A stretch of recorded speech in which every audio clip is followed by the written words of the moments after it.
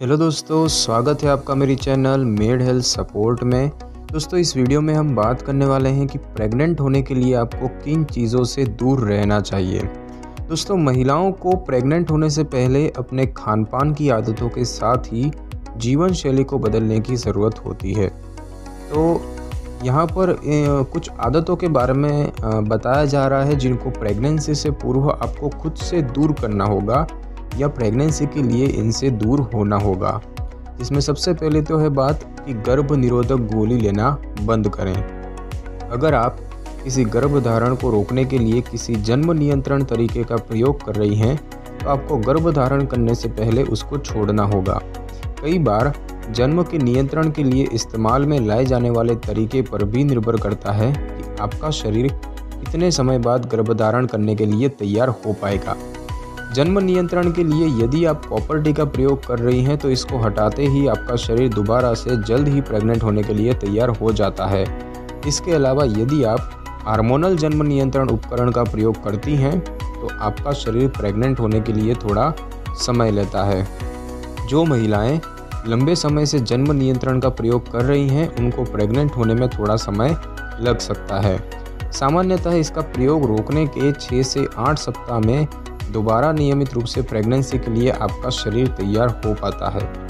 Pregnancy plan करने से पूर्व महिलाओं किसी भी तरह की गर्भ निरोधक गोलियों का सेवन करने से भी बचना चाहिए।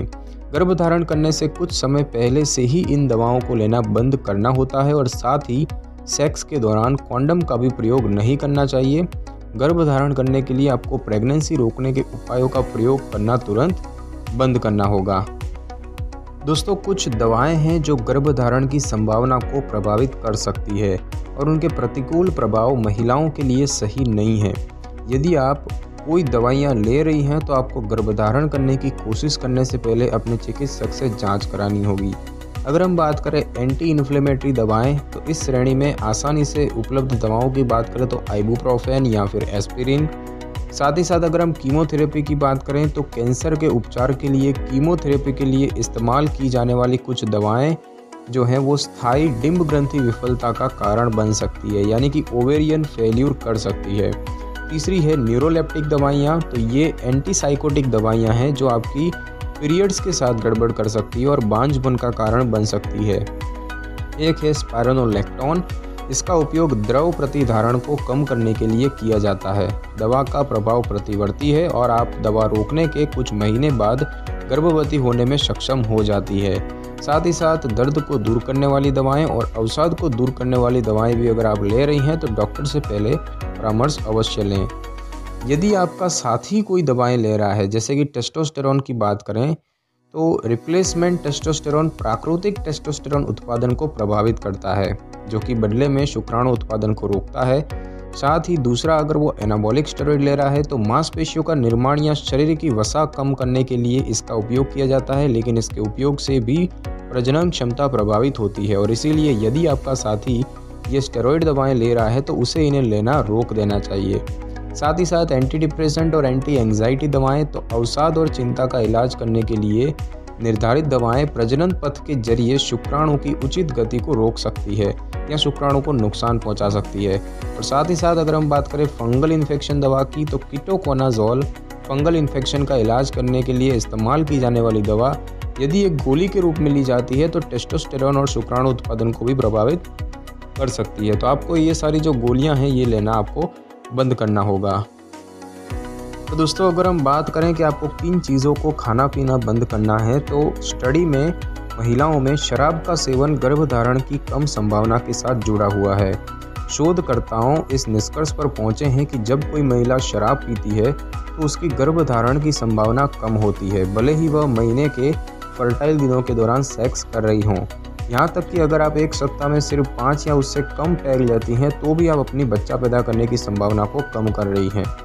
हाँ, आपका साथी प्रति सप्ताह कुछ ड्रिंक्स का आनंद ले सकता है, लेकिन अधिक नहीं, अगर वह वीर्य की गुणवत्ता पर समझौता नहीं करना चाहता है तो।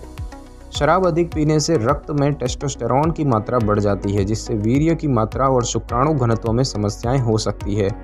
अत्यधिक शराब पीने से आपके यौन प्रदर्शन में भी कमी हो सकती है और इसके अलावा आपको और आपके साथी को तंबाकू, सिगरेट और कॉफ़ी के अधिक सेवन से भी बचना चाहिए।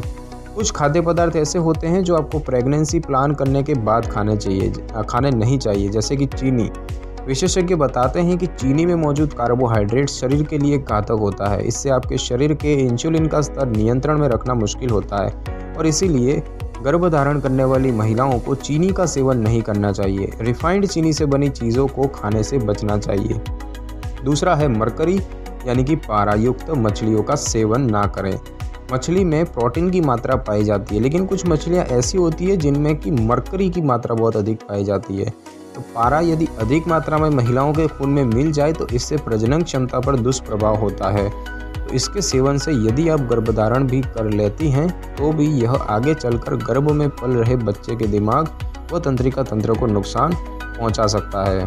तो दोस्तों, आज की इस वीडियो में बस इतना ही। अगर आपको ये वीडियो अच्छी लगी हो तो इस वीडियो को लाइक और शेयर करें और कमेंट करना बिल्कुल भी ना भूलें। और अगर आप हमारे चैनल पर नए हैं तो चैनल को सब्सक्राइब करके बेल आइकन के बटन को ज़रूर क्लिक कर लें ताकि मेरी हर नई वीडियो की नोटिफिकेशन सबसे पहले आपको मिल सके। Thanks for your time.